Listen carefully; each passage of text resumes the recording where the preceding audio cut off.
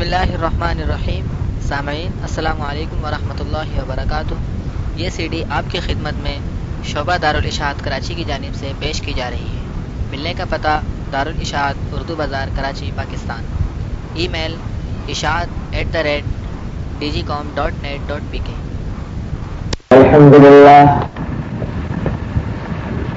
الحمد لله نحمده ونستعينه ونستغفره ونؤمن به ونتوكل عليه ونعوذ بالله من شرور أنفسنا ومن سيئات أعمالنا.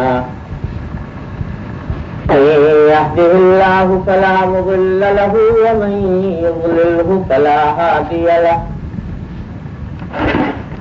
وأشهد أن لا إله إلا الله وحده لا شريك له. وأشهد أن سيدنا وسندنا ونبينا ومولانا محمدا عبده ورسوله صلى الله تعالى عليه وعلى آله وأصحابه وبارك وسلم تسليما كثيرا. أما بعد فأعوذ بالله من الشيطان الرجيم. بسم الله الرحمن الرحيم. قد أفلح المؤمنون الذين هم في صلاتهم خاشعون والذين هم عن اللغو معرضون والذين هم للزكاة فاعلون والذين هم لفروجهم حافظون إلا على أزواجهم أو ما ملكت أيمانهم فإنهم غير ملومين. فمن ابتغى وراء ذلك فأولئك هم العادون والذين هم لأماناتهم وعهدهم راعون. آمنت بالله صدق الله مولانا العظيم وصدق رسوله النبي الكريم ونحن على ذلك من الشاهدين والشاكرين والحمد لله رب العالمين.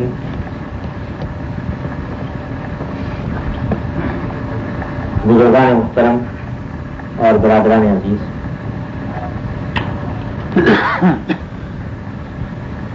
میں ابھی آپ حضرات کے سامنے سورۃ المؤمنون کی ابتدائی آیتیں تلاوت کی ہیں.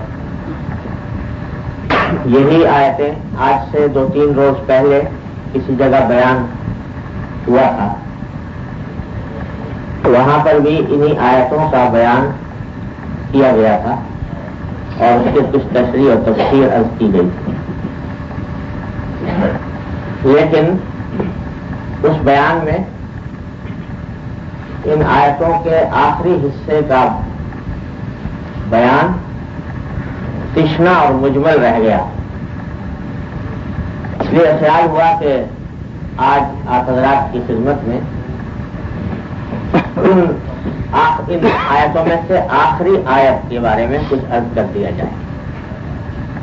جہاں تک پہلی آیتوں کا تعلق ہے اس کا بیان پہلے ہو چکا ہے. جو حضرات نے اگر نہیں سنا تو اس کے ٹیپ بھی موجود ہیں، انشاءاللہ سن لیں گے. اللہ تعالیٰ ہم سب کو عمل کرنے کی توفیق عطا فرمائے.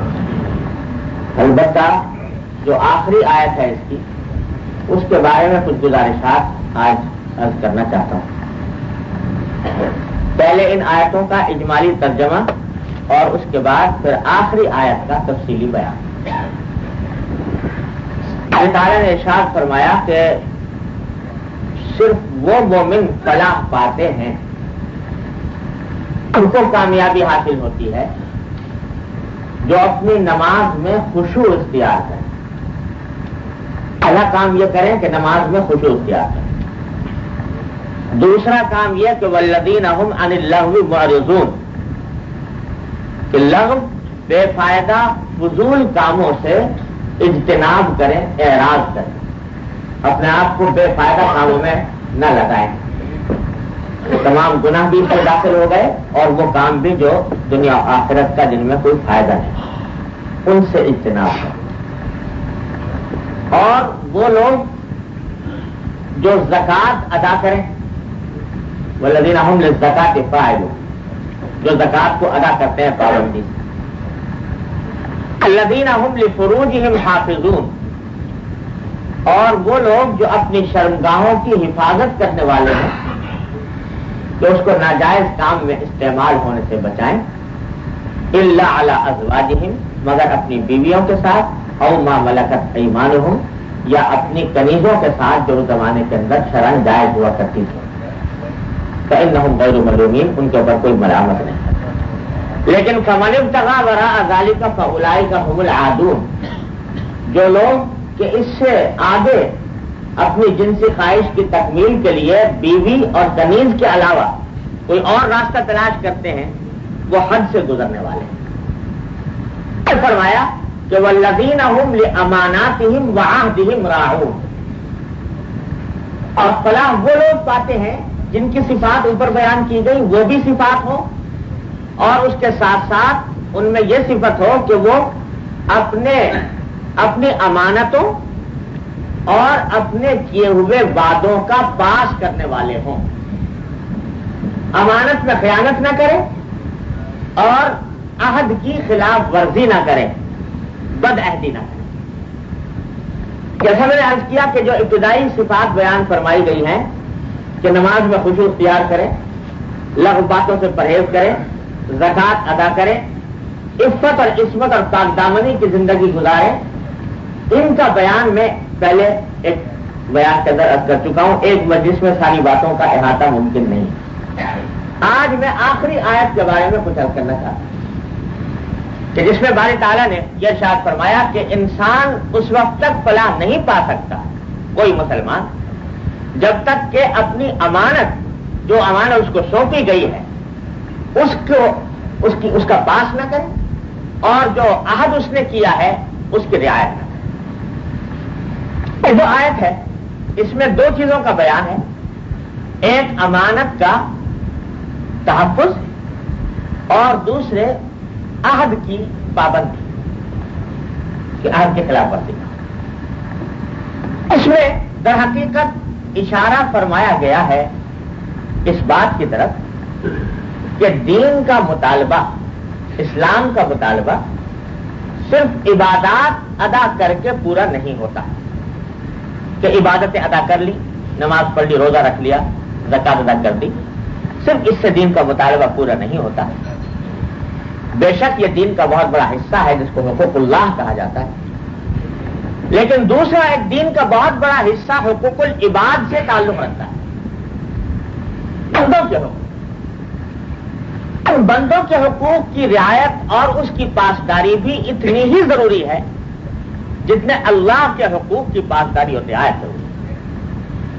اگر ایک شخص اللہ کے حقوق یعنی عبادتیں ادا کرتا ہے لیکن بندوں کے حقوق ادا نہیں کرتا، تو محض عبادتوں کے انجام دے لینے سے وہ نجات اور فلاح نہیں پا سکتا جب تک کہ حقوق العباد کو بھی اللہ کے بیان کیے ہوئے طریقے کے مطابق ادا نہ کرے۔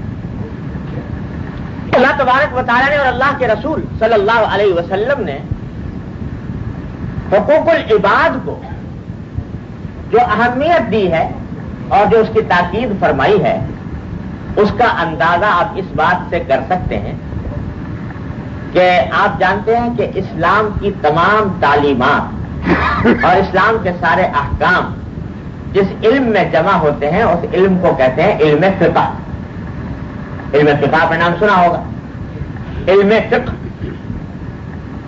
اس علم فقہ میں شریعت کے احکام بیان کیے جاتے ہیں کہ کون سی چیز جائز ہے، کون سی ناجائز ہے، کون سی حلال ہے، کون سی حرام ہے۔ اس فقہ کی کوئی بھی کتاب اٹھا کر دیکھ لیجئے، اس کتاب کا 1/4 حصہ تو عبادتوں سے متعلق ہوگا، نماز، روزہ، حج، زکوٰۃ، اور 3/4 حصہ سارا حقوق العباد سے متعلق۔ آپ کا نام سنا ہوگا، فقہ کی مشہور کتاب ہدایہ ہے، اکثر مسلمانوں نے نام سنا ہوگا، ہدایہ کا حوالے بہت دیے جاتے ہیں. وہ ہدایہ 4 جلدوں میں ہے، 4 والیومز. ان میں سے پہلی جلد وہ ہے عبادتوں سے متعلق، طہارت، نماز، زکوٰۃ، حج. باقی تینوں جلدیں وہ حقوق العباد سے متعلق، اللہ کے بندوں کے حقوق.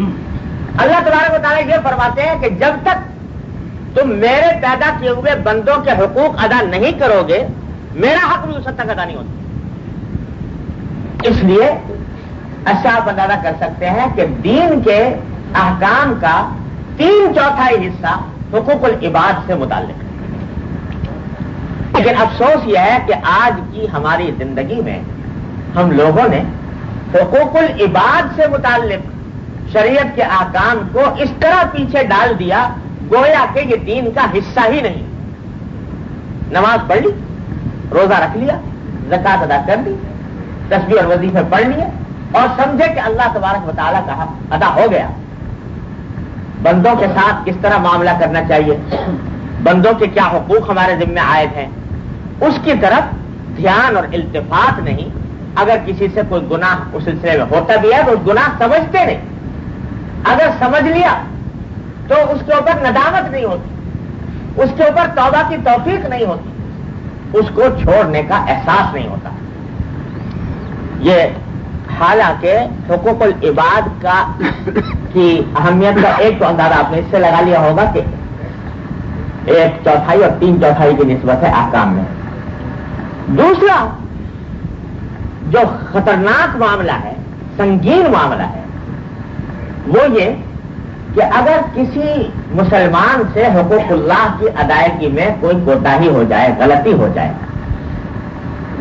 کرو کسی سے کوئی گناہ سرزد ہو گیا جس کو اللہ نے منع کیا، جو حقوق اللہ سے تعلق رکھتا ہے، اس کا معاملہ یہ ہے کہ جب کبھی بھی ندامت ہو جائے، شرمندگی ہو جائے، توبہ کی توفیق ہو جائے تو ایک مرتبہ بیٹھ کر سچے دل سے اللہ تبارک و تعالیٰ کے حضور یہ کہہ دے کہ استغفر اللہ ربی من کل ذنب واتوب الیہ، یا اللہ مجھ سے غلطی ہو گئی، میں آپ سے توبہ کرتا ہوں، معافی مانگتا ہوں، یا اللہ مجھے معاف فرما. ایک مرتبہ سچے دل سے بیٹھ کر یہ کہہ لیا، وعدہ ہے کہ وہ سارا گناہ معاف ہو گیا. اب اس طرح ہو گیا کہ اب تائب من الذنب کمن لا ذنب لہ. جو شخص کہ کسی گناہ سے توبہ کر لے وہ ایسا ہے جیسے کہ اس نے کبھی گناہ کیا ہی نہیں تھا.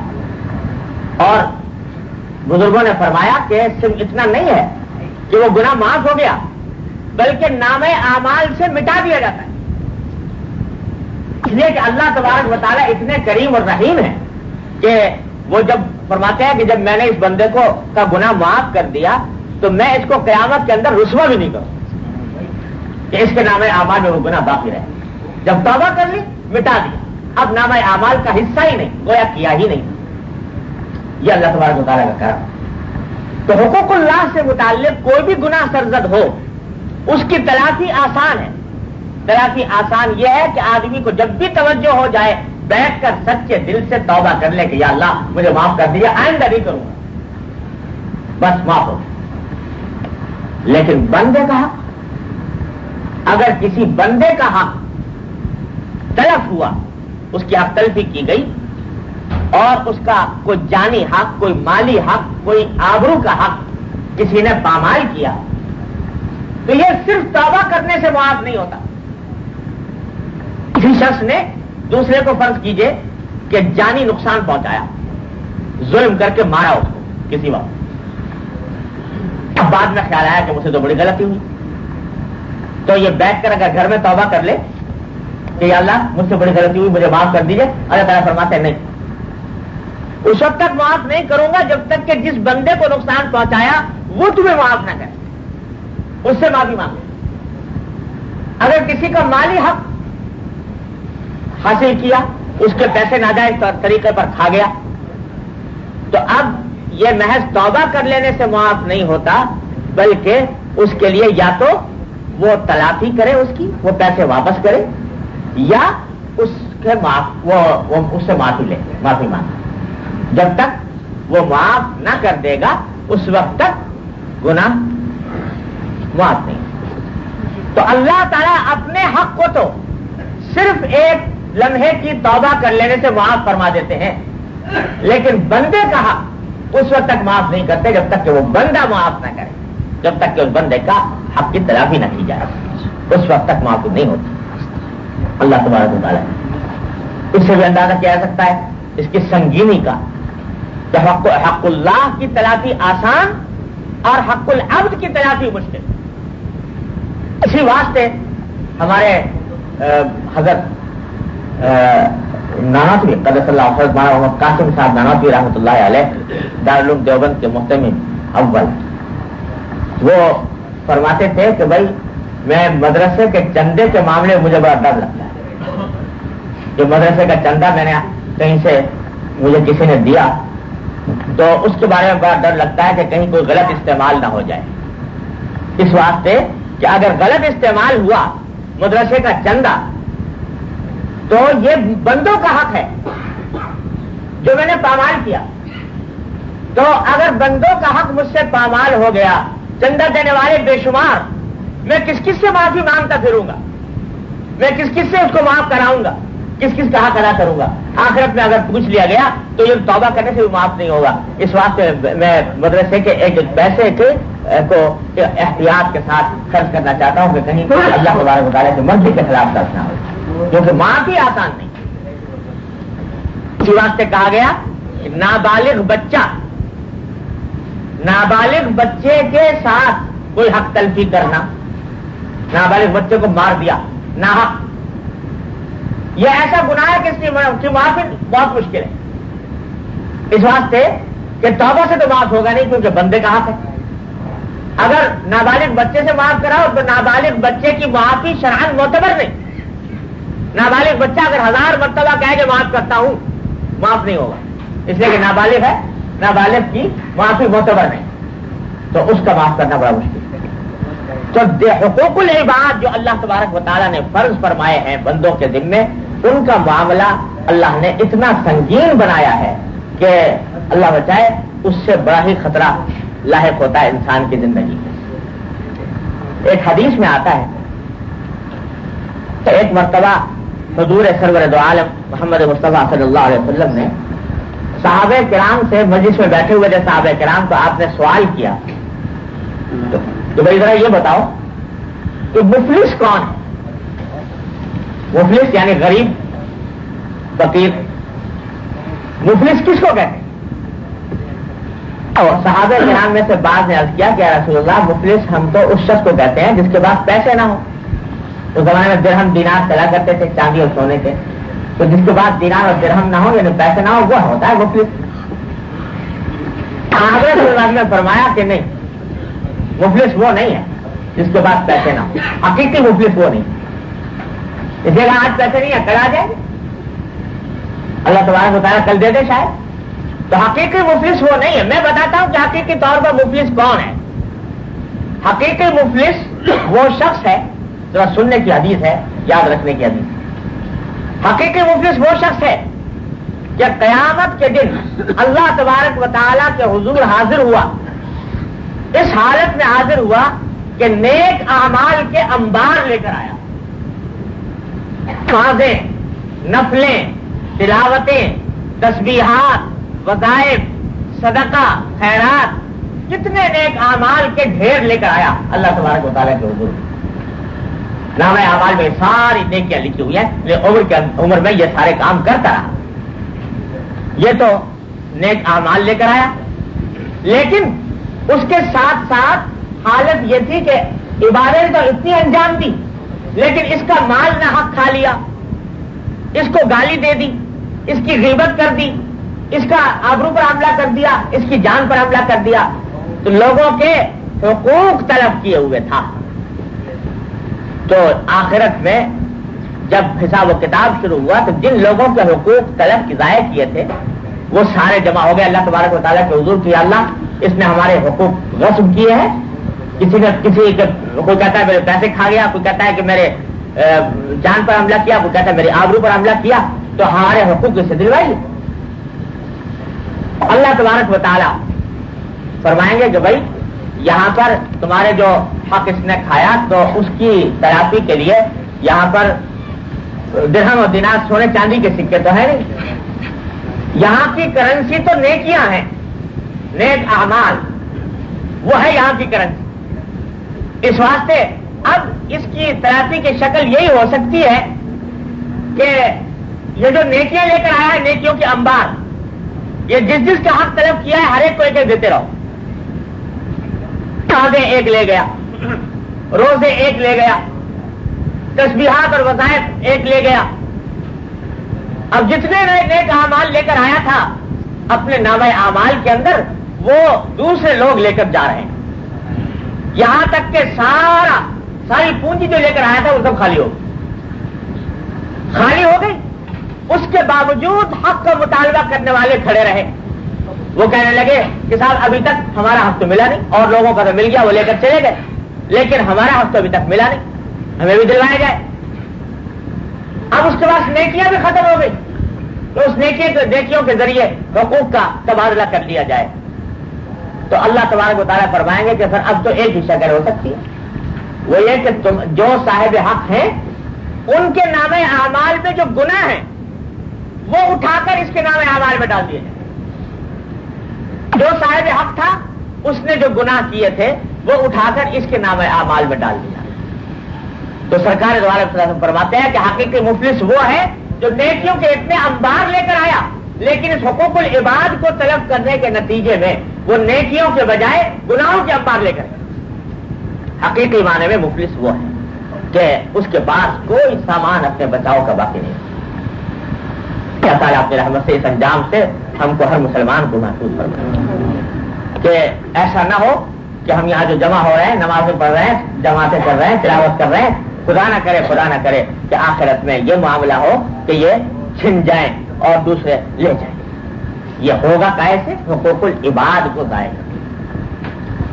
یاد رکھیے حقوق العباد کا معاملہ اتنا نازک ہے اور اتنا سنگین ہے، اتنا اہم ہے، اور اللہ تبارک و تعالیٰ نے اس کے اتنے شعبے رکھے ہیں۔ والدین کے حقوق، بہن بھائیوں کے حقوق، رشتہ داروں کے حقوق، میاں بیوی کے حقوق، ہمسایوں کے حقوق، عام مسلمانوں کے حقوق، یہاں تک کہ کافروں کے حقوق، یہاں تک کہ جانوروں کے حقوق، ان سب کے اوپر اللہ تبارک و تعالیٰ نے احکام دیے ہیں۔ ان سب احکام پر عمل کرنا ضروری ہے، اس کے بغیر فلاح حاصل نہیں ہوتا۔ تو اسی سلسلے میں اس آیت کے اندر جو اشارہ فرمایا گیا وہ یہ کہ اوپر ہم نے عبادتوں کا ذکر کیا کہ نماز میں خشوع اختیار کرتے ہیں، زکات ادا کرتے ہیں، لیکن یہ بات کافی نہیں۔ والذین هم لاماناتهم وعهدهم راعون، جو اپنی امانتوں کو بھی پاس کرتے ہیں اور اپنے عہد کا بھی پاس کرتے ہیں۔ ان حقوق العباد میں سے دو اہم چیزوں کا ذکر فرما دیا، ایک امانت کی پاسداری اور ایک وعدے کی پاسداری۔ ان دونوں کا اہتمام ضروری قرار دیا، اس کے بغیر فلاح حاصل نہیں ہو سکتی۔ امانت جس کا ذکر پہلے فرمایا گیا، اس امانت کے اندر عام طور سے ہمارے ذہن میں تصور یہ آتا ہے امانت کی پاسداری کا کہ امانت اس کو کہتے ہیں کہ کوئی شخص پیسے لا کر رکھوائے ہمارے پاس اور ہم اپنے سیف میں تالا لگا کر اس کو رکھیں، تو یہ امانت کی پاسداری ہے، اس کے اندر اس کو کھائیں پیے نہیں، اس کو غلط استعمال نہ کریں۔ یہ تصور ہمارے ذہنوں میں امانت کا رہتا ہے، اور ہے بھی امانت کے براہ راست مفہوم یہ ہوتا ہے کہ کوئی چیز کسی کے پاس امانت کے طور پر رکھوائی جائے تو اس کا آدمی لحاظ کرے، اس کے اندر کوئی خلاف ورزی نہ کرے۔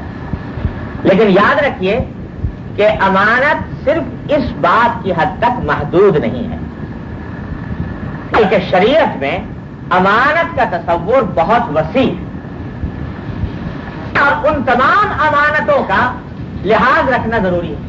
یہاں سیغہ اللہ تعالیٰ نے جمع کا استعمال فرمایا، والذین ہم لاماناتہم، امانتوں کی رعایت کرتے ہیں۔ امانت لفظ مفرد استعمال نہیں کیا، جمع کرنا، یعنی جتنی قسم کی امانتیں ہیں ان سب کی پاسداری کرتے ہیں۔ اب اس کی تفصیل میں اگر جائیں تو یہ رات بھی کافی نہ ہو، کتنی امانتیں ہمارے پاس ہیں۔ سب سے پہلی امانت ہماری جان ہے۔ یہ جان جو ہے سر سے لے کر پاؤں تک یہ ہمارے پاس امانت ہے اللہ تبارک و تعالیٰ. یہ آنکھ امانت ہے, یہ کان امانت ہے, یہ زبان امانت ہے, یہ ہاتھ امانت ہے, یہ پاؤں امانت ہے. تمہاری ملکیت ہے, کہیں سے خرید کر لائے تھے, اپنی کوشش سے بنائی تھی, اپنی طاقت سے بنائی تھی. اللہ تبارک و تعالیٰ نے بغیر کسی محنت کے, بغیر کسی پیسے کے یہ چیزیں ہمیں عطا فرما دی ہیں اور مرتے دم تک ساتھ ہیں, لیکن ہیں امانت اللہ تبارک و تعالیٰ, تو اس کے مالک نہیں. اور جب امانت ہے تو اس امانت کو اسی وقت اس کا استعمال جائز ہے جو امانت رکھوانے والے کی مرضی کے مطابق ہو. اگر آپ کے پاس ایک شخص فرض کرو گاڑی رکھوا گیا امانت, اور یہ کہا کہ بھائی تم اس کو ضرورت کے وقت خود استعمال کر سکتے ہو مگر کسی اور کو مت چلانے دینا, تو اب اگر وہ شخص خود استعمال کرے وہ تو ہے ٹھیک, لیکن اگر دوسرے کو استعمال کرنے کے لیے دے گا یہ امانت میں خیانت ہوگی. تو اللہ نے ہمیں آنکھ اس لیے دی ہے, اس کام کے لیے عطا فرمائی ہے کہ اس کو جائز چیزوں کے دیکھنے میں استعمال کریں. اگر اس آنکھ کو ناجائز چیز کے دیکھنے میں استعمال کریں گے تو یہ اللہ کی امانت میں خیانت. کان اللہ تبارک و تعالیٰ نے اس لیے دیے کہ اس سے جائز باتیں سنی جائیں. اگر ان کو ناجائز باتوں کے سننے میں استعمال کریں گے یہ امانت میں خیانت. یہ زبان اللہ تعالیٰ نے اس لیے عطا فرمائی کہ اس کے ذریعے جائز باتیں زبان سے نکالی جائیں. ناجائز باتوں کے کہنے سے کے لیے زبان استعمال ہوگی, امانت میں خیانت ہوگی.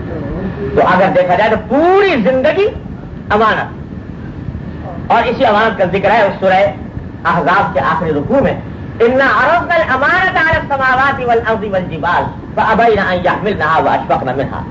باری تعالیٰ فرماتے ہیں کہ ہم نے یہ امانت یعنی یہ زندگی کی امانت یہ ہم نے پیش کی آسمانوں پر, زمین پر, پہاڑوں پر کہ دیکھو ہم تم کو امانت دیتے ہیں, اگر تم اس کی پاسداری کا وعدہ کرو تو ہم تمہیں دے دیں.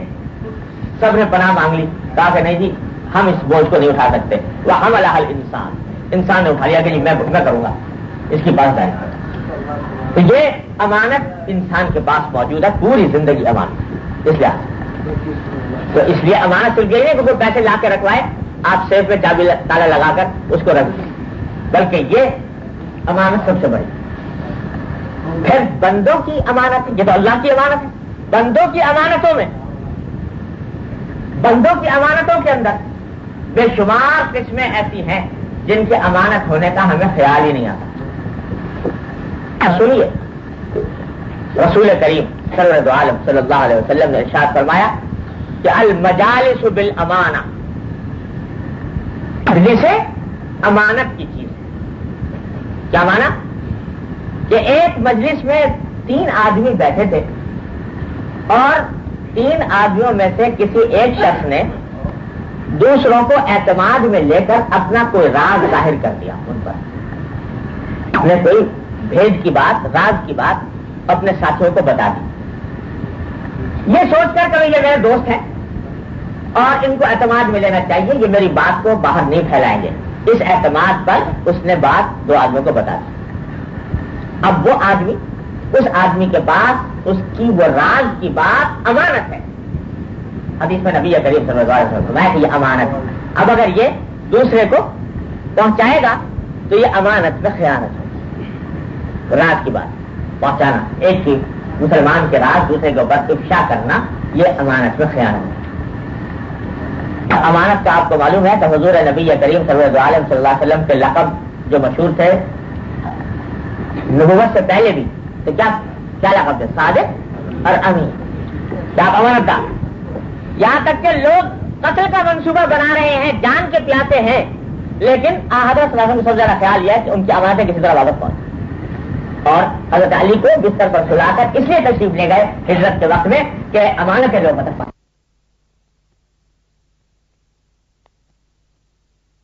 اللہ تعالیٰ نے اس کو مسلمان ہونے کی توفیق عطا فرمائی. مسلمان ہونے کے بعد اس نے پوچھا کہ رسول اللہ میں اب بتائیے کیا کروں, میرے ذمہ اسلام کا کیا فرض عائد ہوتا ہے. جنگ ہو رہی تھی یہودیوں سے, انہیں یہودیوں کی بکریاں لے کر آیا تھا. تو حضرت صلی اللہ علیہ وسلم نے فرمایا کہ پہلا کام یہ ہے کہ یہ بکریاں لے کر آئے ہو چرانے کے لیے لوگوں کی,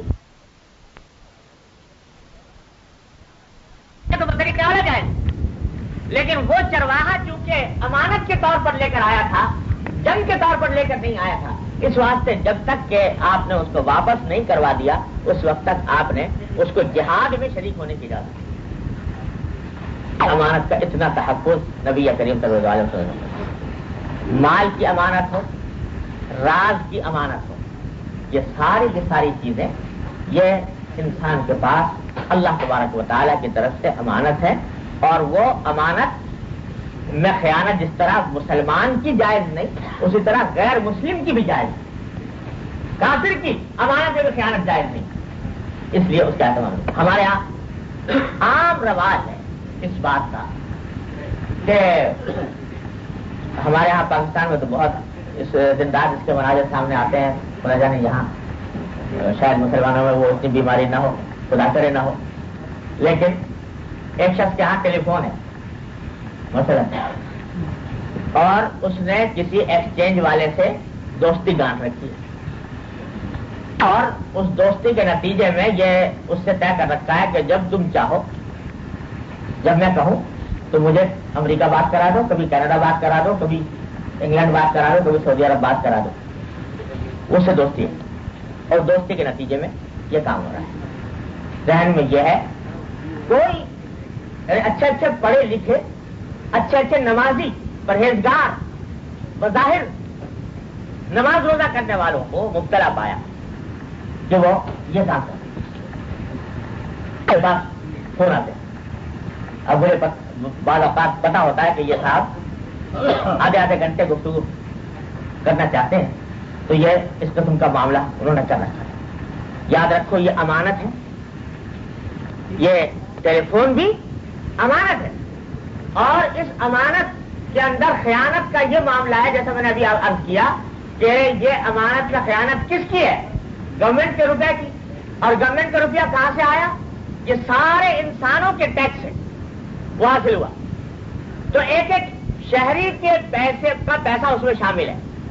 ایک آدمی کا روپیہ اگر آدمی غصب کر لے اس کی تلافی آسان ہے کہ اس سے جا کے معافی مانگ لے، لیکن یہ گورنمنٹ کا روپیہ جب غصب کیا اس میں اتنے انسانوں کے ٹیکس کا روپیہ آیا کہ ان سے کس سے معافی مانگتا پھرے گا؟ آخرت میں سب لپٹ جائیں گے آدمی، بتاؤ۔ اور اس کے بارے میں کوئی کسی کو دھیان نہیں ہوتا کہ یہ کوئی میں گناہ کر رہا ہوں، کوئی حرام کام کر رہا ہوں، اور ہے حرام کام۔ اتنے معاملات ایسے ہیں کہ جن کے اندر ہمارے ذہنوں میں یہ بات آتی ہی نہیں کہ یہ امانت کے اندر خیانت ہو رہی ہے۔ یہ میں توجہ دلانے کے لیے آپ حضرات کی خدمت میں چند مثالیں عرض کر رہا ہوں کہ ہر شخص اپنے معاملات کو جائزہ لے کر دیکھے کیا کیا امانتیں اس کے پاس موجود ہیں۔ ایک شخص نوکری کرتا ہے، اس نوکری کے اندر اس نے طے کر رکھا ہے کہ میں 8 گھنٹے ڈیوٹی دوں گا۔ اس 8 گھنٹے کی ڈیوٹی میں اگر وہ کوئی کام اپنا ذاتی کرے گا یہ امانت میں خیانت ہوگی، اس واسطے کہ یہ 8 گھنٹے اس کے پاس اپنے مجر کی امانت، اس میں اگر ذرا خیانت کرے گا اللہ تبارک و تعالیٰ کیا سوال ہے۔ سارے بزرگوں میں سے حضرات علماء دیوبند، اکابرین علماء دیوبند، اللہ اکبر، اللہ تبارک و تعالیٰ ان کے درجات بلند فرمائے، تو ان کے یہ واقعات کثرت ملیں گے کہ حضرت جو اساتذہ تھے دارالعلوم کے، دارالعلوم میں پڑھانے کے اوپر معمول ہے، تنخواہیں اس زمانے کے اندر بڑے بڑے آدمی کی کسی کی 10 روپے کسی کی 15 روپے تنخواہ، اور ان کے ہاں معمول یہ تھا کہ سبق پڑھا رہے ہیں، پڑھاتے ہوئے یا فتویٰ لکھ رہے ہیں یا کوئی تصنیف کر رہے ہیں، اتنے میں بیچ میں ایک مہمان آ گیا ملنے کے لیے، کوئی رشتہ دار، سلام کیا اور 2-4 منٹ کی بات کی۔ جس وقت اگر اس نے سلام کیا اسی وقت گھڑی اٹھا کر سامنے رکھی، اور اگر 10 منٹ اس نے بات کی ہے ذاتی نوعیت کی، وہ اپنے پاس لکھ لیا کہ آج فلاں تاریخ کو یہ 10 منٹ میں میرے ذاتی کام کے اندر صرف ہوئے۔ اس کی پوری فہرست مہینے بھر کے اپنے پاس محفوظ ہے۔ جب تنخواہ ملی درخواست داخل کی کہ اس مہینے کے اندر اتنے منٹ میں نے کم کام کیا ہے، لہذا برائے کرم میری تنخواہ کاٹ لیجیے۔ تنخواہ بڑھانے کی درخواستیں تو آپ نے بہت دیکھی ہوں، لیکن تنخواہ کاٹنے کی درخواست کہ میری تنخواہ کاٹ لی جائے، یہ انہی بزرگوں کے ہاں آپ کو ملے گی۔ حضرت شیخ الہند قدس اللہ سرہ اللہ تعالیٰ ان کے درجات بلند فرمائے، آپ سب نے نام سنا ہوگا شیخ الہند مولانا محمود الحسن صاحب قدس اللہ سرہ۔ میں نے اپنے والد ماجد قدس اللہ سرہ سے سنا، جب شیخ الحدیث تھے ساری عمر بخاری شریف دارالدیوبند کے اندر پڑھاتے رہے تو 10 روپے تنخواہ ماہانہ، 10 روپے۔ اور جب لوگوں نے مجلس شورا کا اجلاس ہوا دارالعلوم دیوبند کی مجلس شورا کا، اور اس میں یہ طے کیا گیا کہ حضرت شیخ الہند اتنی بڑی شخصیت ہے، اتنی بڑی خدمات ہے ان کی، تو ان خدمات کو سراہتے ہوئے حضرت کی تنخواہ میں کچھ اضافہ کیا جائے، اور سب نے طے کر کے 10 کے بجائے 15 روپے تنخواہ مقرر کر دی۔ جو مہینہ آیا تو تنخواہ لے کر پہنچے تو 10 کے بجائے 15 روپے پہنچ گئے حضرت شیخ الہند کے پاس۔ بھئی یہ 5 روپے کیسے آ گئے زائد؟ تو لوگوں نے بتایا کہ مجھے شورا نے طے کیا کہ آپ کی تنخواہ 10 کے بجائے 15 روپے ہوگی۔ فوراً خط لکھا مجھے شورا کے نام کہ آپ لوگ مجلس شورا کے ارکان در حقیقت جو آپ نے فیصلہ کیا ہے یہ کسی طرح بھی صحیح فیصلہ نہیں ہے، اس واسطے کہ جب پہلے تو میں جوان تھا، زیادہ قوت کے ساتھ پڑھایا کرتا تھا، اب تو بوڑھا ہو گیا ہوں اور بوڑھا ہونے کی وجہ سے اس قوت کے ساتھ نہیں پڑھا سکتا، لہذا اب تو میری تنخواہ گھٹنی چاہیے، نہیں ہے کہ بڑھائی جائے، لہذا آپ میری تنخواہ بجائے بڑھانے کے برائے کرم اس کو گھٹائیں۔ درخواست جا رہی ہے شیخ الہند کی مجلس شورا کے نام۔ کیوں؟ اس واسطے کہ دل میں ہر وقت اس بات کا احساس ہے کہ اللہ جل جلالہ کے حضور اس اوقات کی امانت کا جواب دینا، یہ اوقات کی امانت تمہارے پاس تھی تو کس طرح تم نے خرچ کی، یہ سب چیزیں امانت، ملازمت کے اوقات یہ سب امانت۔ تو یہ محض اشارے کے طور پر عرض کر رہا ہوں کہ امانت کا مفہوم اتنا محدود نہیں ہے جو پیسے لا کے کسی نے رکھوائے اٹھا کے رکھ لی، ساری زندگی امانت، اور اس کے اندر اس امانت کا پاس رکھنا ضروری ہے۔ اللہ تبارک و تعالیٰ اپنی رحمت سے یہ فہم ہمارے دل میں پیدا، اب ذرا سوچئے کہ یہ کام کرتے وقت کتنی مرتبہ دل میں خیال پیدا ہوتا ہے کہ ہم نے یہ امانت میں خیانت کی۔ اللہ، ایک واقعہ اور سنا دوں، بات امانت کی بات اس پر ختم کروں۔ حضرت حکیم الامت مولانا اشرف علی صاحب تھانوی قدس اللہ سرہ ایک مرتبہ سفر میں تشریف لے جا رہے تھے، تو معمول یہ تھا کہ جب کبھی ٹرین کے اندر سفر کرتے تو اگر کچھ سامان ساتھ ہوتا اور جتنا سامان کا الاؤنس ہوتا ہے اس سے زیادہ اگر ہے سامان تو ہمیشہ بک کرا کر اور اس کے پیسے ادا کر کے سفر کرتے، اس کے بغیر کبھی سفر نہیں کرتے۔ ایک مرتبہ سہارنپور سے تھانہ بھون جانا تھا، سہارنپور کے اسٹیشن پر سوار ہوئے، گاڑی جلدی سے جانے والی تھی، سامان کچھ زیادہ تھا، تو حضرت سیدھے بکنگ آفس کے اوپر پہنچے اور جا کر کہا کہ میرا سامان بک کر لو۔ تو ایک گارڈ کھڑا ہوا تھا جو اسی ٹرین کے اندر جا رہا تھا، حضرت کو پہچانتا تھا، ہندو تھا۔ اس نے کہا کہ حضرت آپ کس چکر میں ہیں، یہ آپ اس بکنگ کراتے رہیں گے گاڑی نکل جائے گی، تو آپ ایسا کریں کہ یہ کچھ پرواہ نہ کریں، میں ساتھ ہوں، میں آپ کا سامان چڑھا دیتا ہوں، بکنگ کرانے کی ضرورت نہیں، آئیے میں گاڑی میں چڑھا دیتا ہوں۔ حضرت نے فرمایا کہ بھائی یہ گاڑی میں تو آپ چڑھا دیں گے لیکن آپ کب تک میرے ساتھ رہیں گے، کہاں تک جائیں گے آپ؟ تو اس نے کہا جلال آباد تک جاؤں گا۔ جلال آباد تھانہ بھون سے پہلا اسٹیشن تھا۔ کہا کہ جلال آباد کے بعد کیا ہوگا؟ کہا کہ وہاں دوسرا گارڈ آئے گا، اس کے حوالے کر جاؤں گا، اس سے کہہ دوں گا کہ یہ مرنا ہے، ان کو پوچھنا مت اور زیادہ سامان جانے دینا۔ کہا کہ وہ کہاں تک جائے گا؟ کہ جی وہ تو دلی تک جائے گا۔ کہا کہ مگر دلی کے بعد کہاں تک جائے گا؟ دلی کے بعد جانے کی کیا بات ہے، آپ تو تھانہ بھون کے اوپر بیچ میں راستے میں اتر جائیں گے۔ تو کہا کہ نہیں بھائی، مجھے تو تھانہ بھون سے بھی اور آگے جانا ہے، اور دلی سے بھی اور آگے جانا ہے، اور اس دنیا سے بھی بہت آگے جانا ہے۔ اللہ تبارک و تعالیٰ کے حضور جا کر مجھے پیش ہونا ہے اور اس کا جواب دینا ہے۔ اگر اس کی گارنٹی دے دو کہ کوئی گارڈ وہاں تک ساتھ جائے گا اور مجھے اللہ تبارک و تعالیٰ کی بات سے بچا لے گا تو بے شک میں تمہاری بات ماننے کے تیار۔ لیکن اگر اس کی گارنٹی نہیں دے سکتے تو میں بغیر بک کرائے ہوئے ریل کے اندر سفر نہیں کروں گا۔ اللہ تبارک و تعالیٰ اپنے بندوں کو یہ جب فہم اور یہ حس عطا فرماتے ہیں، اس ہندو کی طبیعت پر اتنا اثر ہوا کہ اللہ یہ آدمی جو گاڑی جا رہی ہے نکلی ہوئی اور یہ اس فکر میں ہے کہ سامان میرا زیادہ نہ ہو جائے اور اللہ تبارک و تعالیٰ کے اس کی بات پرس نہ ہو جائے، اس کے قلب پر اثر ہوا اور مجھے ایسا یاد پڑتا ہے کہ شاید وہ اس واقعے کے بعد مسلمان ہو۔ حضرت حکیم الامت صلی اللہ علیہ وسلم یہ واقعے تو آپ نے بہت سنے ہوں گے کہ فلاں بزرگ اتنا تہجد پڑھتے تھے، فلاں بزرگ اتنی نفلیں پڑھتے تھے، لیکن زندگی کے معاملات کے اندر اللہ تبارک و تعالیٰ کو حاضر و ناظر جان کر ایک ایک قول و فعل کے اندر اس کے اوپر عمل کر امانت وہ فرمایا کہ یہ جو ڈبہ ہے یہ بھی امانت ہے، اگر میں الاؤنس سے زیادہ سامان اس کے اندر رکھ دوں گا یہ امانت میں خیانت ہو، اس لیے میں نہیں کرتا۔ تو یہ اس نقطۂ نظر سے جائزہ لے کر دیکھیں اپنی زندگی کا کہ کہاں کہاں ہم لوگ امانت میں خیانت کے مرتکب ہو رہے ہیں۔ اللہ تبارک و تعالیٰ کی رحمت سے اس عذاب سے ہماری حفاظت فرمائے۔ دوسری چیز فرمائی وعہدہم راعون، دوسرا عہد جو کر لیا، کسی سے وعدہ کر لیا، زبان دے دی، اس کی پاسداری۔ وعدے کا ایک مفہوم تو ہر آدمی جانتا ہے، جو وعدہ کر لیا اس کی پاسداری کرے۔ کس درجہ پاسداری، اس کا بھی واقعہ ایک سن لیجئے۔ حضور نبی کریم سرور دو عالم صلی اللہ علیہ وسلم غزوہ بدر میں تشریف لے جا رہے ہیں، تو اس وقت ایک مشہور صحابی ہیں حضرت حذیفہ ابن یمان رضی اللہ تعالیٰ، حضور اقدس صلی اللہ علیہ وسلم کے رازدار مشہور ہیں۔ یہ بہت کہیں دور رہا کرتے تھے، حضور اقدس صلی اللہ علیہ وسلم پر ایمان لے آئے تھے لیکن زیارت ابھی تک نہیں ہوئی تھی، تو اپنے والد کے ساتھ حضور اقدس صلی اللہ علیہ وسلم کی زیارت کے لیے نکلے تھے مدینہ طیبہ جانے کے۔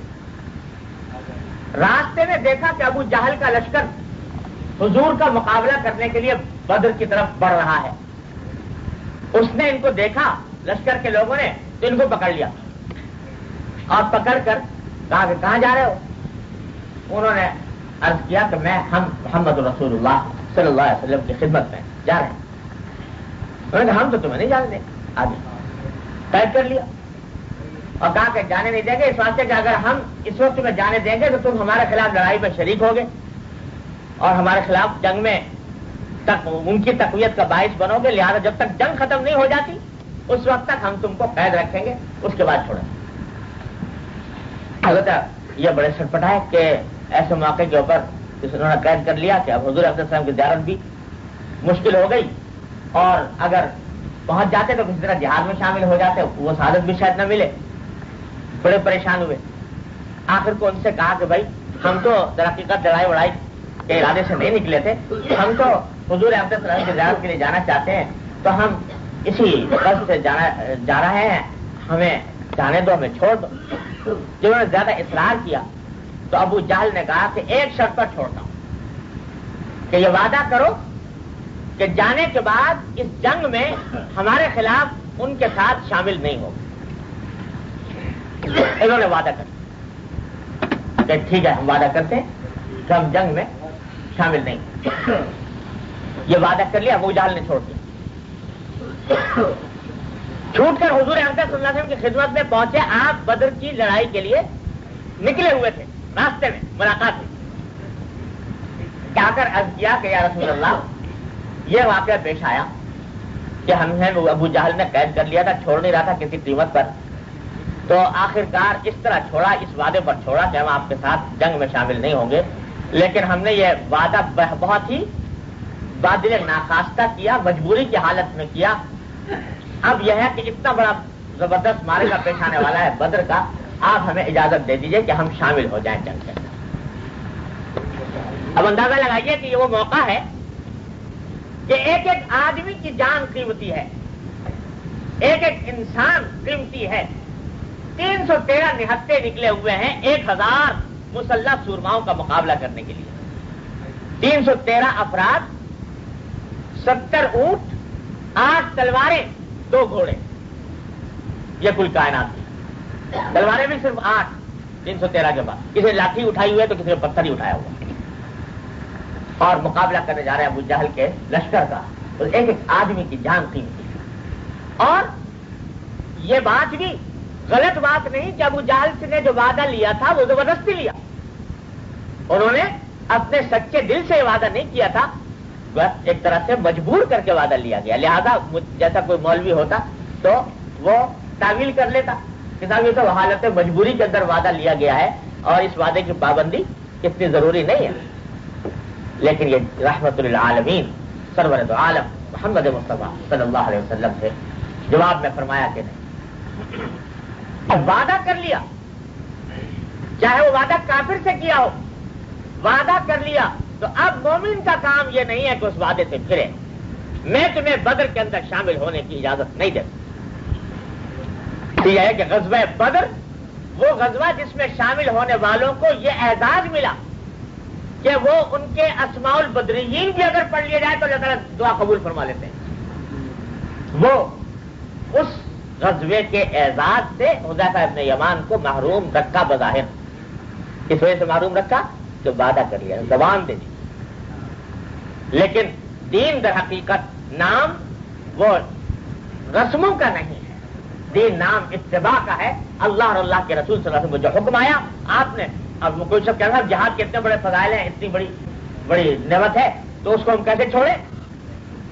नहीं, जिहाद की जहां फजाइल है वहां वादे की पाबंदी की फर्जियत भी है। जिहाद को छोड़ दिया, वादे की पाबंदी किया, तो मालूम हुआ कि हर चीज का हर वक्त का एक तकाजा है, उस तकाजे के मुताबिक दीन का जो मुतालबा उसके ऊपर अमल करने का नाम दीन। यह है अहद की पाबंदी। और अहद खा वो काफिर से हो, खा वो मोमिन से हो, खा वो मर्द से हो, खा औरत से हो, खा बालिग से हो, चाहे नाबालिग से हो। एक हदीस में आता है कि एक सहाबी थे, हुजूर अक़दस सल्लल्लाहु अलैहि वसल्लम की खिदमत में मौजूद थे। उन्होंने एक बच्चे को अपने पास बुलाया, गोद में लेना चाहते थे, तो बच्चा आ नहीं रहा था। तो इन्होंने कहा कि आओ बेटा मेरे गोद में आ जाओ तो हम तुम्हें एक चीज देंगे। जैसे बच्चों को एक लालच देकर बुला लिया, एक चीज देंगे। वो बच्चा लालच में आ गया, गोद में उठा लिया। हुजूर अक़दस सल्लल्लाहु अलैहि वसल्लम ने देखा तो फरमाया कि भाई ये बताओ, तुमने जो इससे कहा था बच्चे से कि आ जाओ गोद में तो तुमको एक चीज देंगे, तो वाकई कुछ देने का इरादा था या वैसे ही लालच दे रहे थे बच्चे को? उन्होंने अर्ज किया कि या रसूलल्लाह, जी हाँ, मेरा इरादा यह था कि मैं इसको खजूर दूं, और खजूर मेरे पास मौजूद थी, उसको देने के लिए मैंने बुलाया। फरमाया कि अगर इरादा न होता देने का और फिर तुम इससे वादा करते कि मैं दूंगा और न देते, तो तुम्हें वादा खुलाफी करने का गुनाह कबीरा होता। देखो था तो ना जाए। और बल्कि मैं आगे उसकी तफसीर के तौर पर याद करता हूं, और इंशाल्लाह बात सही है कि बच्चे के साथ वादा खिलाफी करने का गुनाह शायद दोहरा हो। एक तो वादा खिलाफी का गुनाह, दूसरे उस बच्चे की गलत तरबियत का गुनाह। वो बच्चा ये समझेगा कि ये वादा खिलाफी कोई ऐसी चीज नहीं है, मेरे माँ बाप भी करते हैं और मेरे बड़े भी करते हैं, तो उसको वादा खिलाफी की आदत पड़े। यह वादिम राउन के अंदर ये बात भी था। तो भाई ये आहद और अमानत, ये दो चीजें ऐसी हैं कि अगर जरा बारीक बीनी से देखा जाए तो जिंदगी के तमाम मामलात पर हावी है।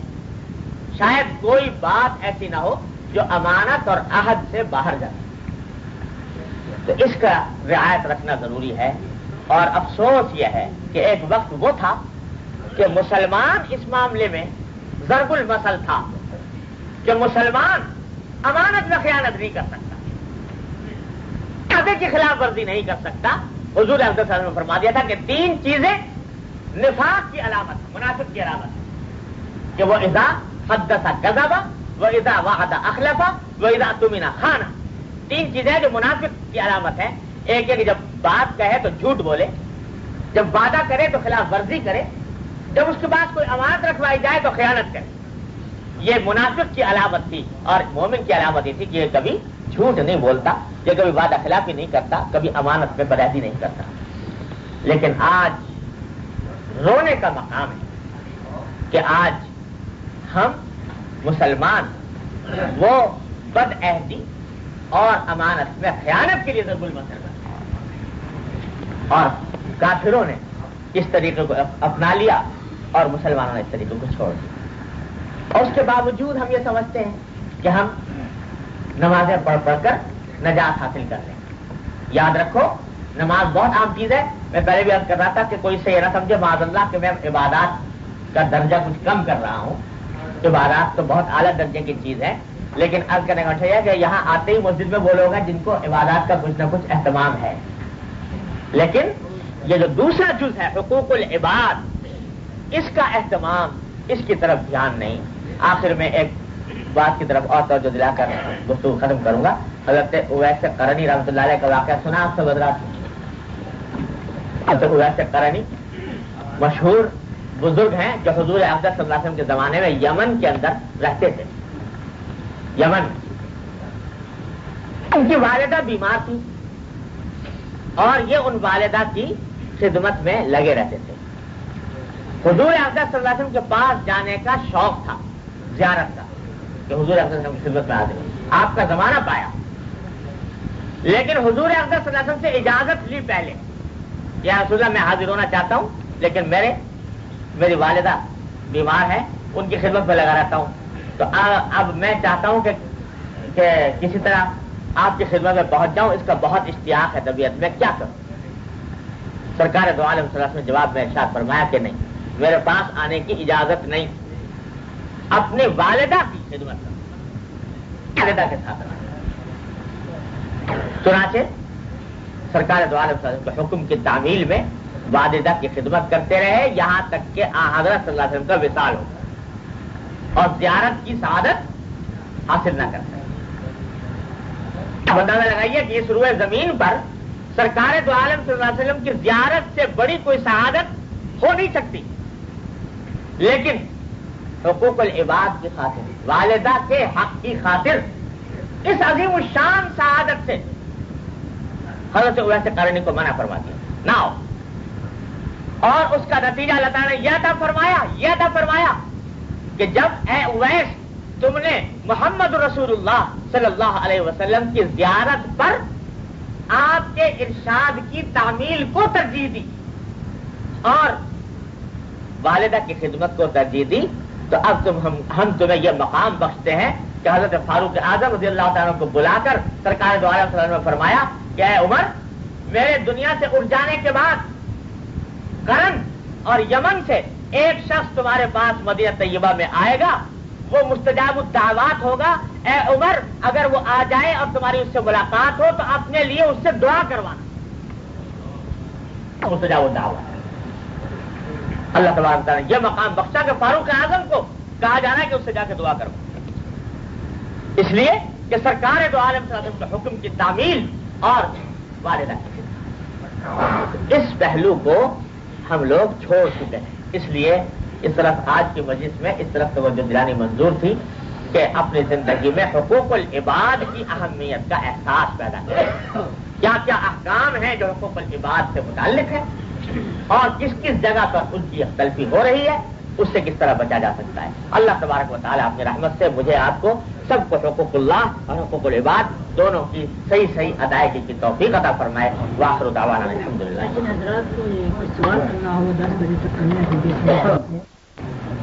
ابھی کہ کسی سے وعدہ نہ کیا جائے، یعنی کہ الفاظ کے ساتھ، اور درمیان میں کوئی بات اس طرح کی جائے کہ وعدہ بھی نہیں، ہاں وعدہ نہ ہو، یا مثلا اس طرح کہ دیکھیے میں کوشش کروں گا انشاءاللہ، تو میں کوشش کروں گا، تو کوشش کا تو وعدہ ہے لیکن احکام کا وعدہ نہیں ہے۔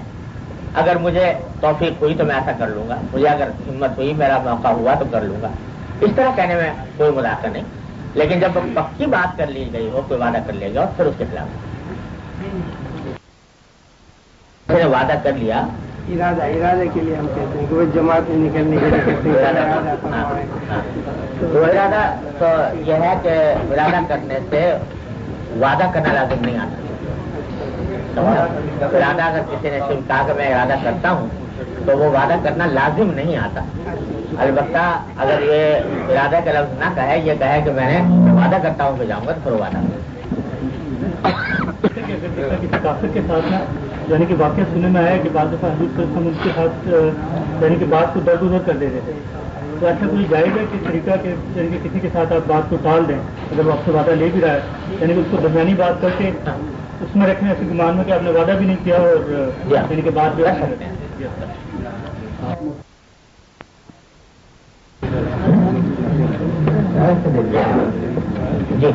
جو انشورنس ہے تھرڈ پارٹی انشورنس اس کے بارے میں کیا ہے؟ دیکھو انشورنس کی جتنی صورتیں اس وقت تک متعارف ہیں سب وہ قمار اور غرض پر مشتمل ہے، ناجائز ہے۔ البتہ جہاں جس جگہ قانونی مجبوری سے کمپلسری ہو تو اس حد تک قانونی مجبوری سے کرانے کی گنجائش ہے۔ البتہ اگر کبھی انشورنس کی رقم مل جائے تو اس کا حکم شرعی یہ ہے کہ جتنا پریمیم ادا کیا گیا ہے اس حد تک لینا جائے گا، اس سے زیادہ کا صدقہ کرنا چاہیے۔ ہاؤسنگ والوں کی طرف سے یہ ہے کہ آپ نے انہیں اجازت دی ہے کہ انشورنس تھرڈ پارٹی انشورنس رکھا جا سکتا ہے۔ تو تھرڈ پارٹی انشورنس میں رکھتے ہیں جہاں کمپلسری ہو قانوناً، تو وہاں جائزہ ہمارے یہاں بھی یہ ہے پاکستان میں کہ کاروں کا تھرڈ پارٹی انشورنس کیے بغیر کار سڑک پر نہیں نکالی جا سکتی۔ اگر یہی قانون یہاں پر بھی ہے تو یہی یہاں پر بھی ہو۔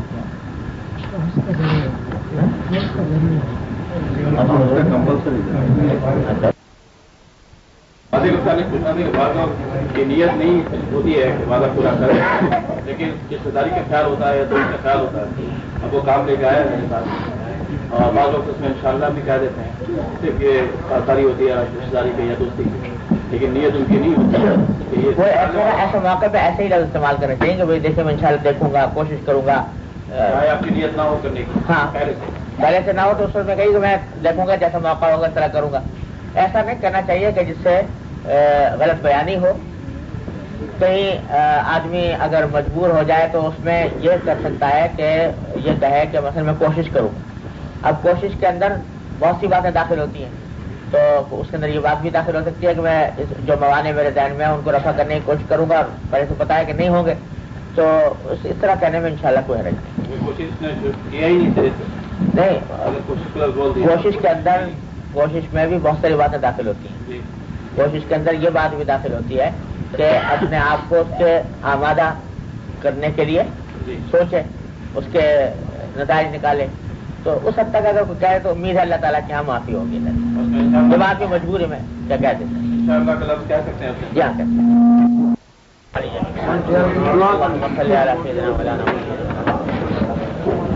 ربنا ظلمنا انفسنا وان لم تغفر لنا وترحمنا لنكونن من الخاسرين ربنا آتنا في الدنيا حسنة وفي الآخرة حسنة وقنا عذاب النار یا ارحم الراحمین اپنے فضل و کرم سے ہمارے تمام گناہوں کو معاف کرو۔ یا اللہ ہمارے اعمال و اخلاق کی اصلاح کرو، ہمیں سیدھے راستے پر چلنے کے